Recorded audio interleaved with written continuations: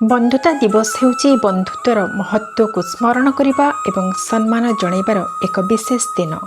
ପ୍ରକୃତ ବନ୍ଧୁ ଆମ ଜୀବନର ସୁଖ ଦୁଃଖ ସଫଳତା ଓ ବିଫଳତାରେ ସର୍ବଦା ସାଥୀ ହୋଇ ରହନ୍ତି। ସେମାନେ ଆମକୁ ସାହସ ପ୍ରେରଣା ଓ ସଠିକ୍ ପରାମର୍ଶ ଦେଇ ଜୀବନ ପଥରେ ଆଗକୁ ବଢ଼ିବାରେ ସହାୟତା କରନ୍ତି।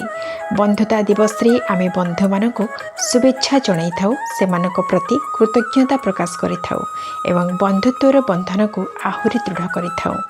प्रकृत बंधुता हेउची जीवनर अमूल्य संपद, जहाँ प्रेम विश्वास सहयोग और आंतरिकता उपरे आधारित।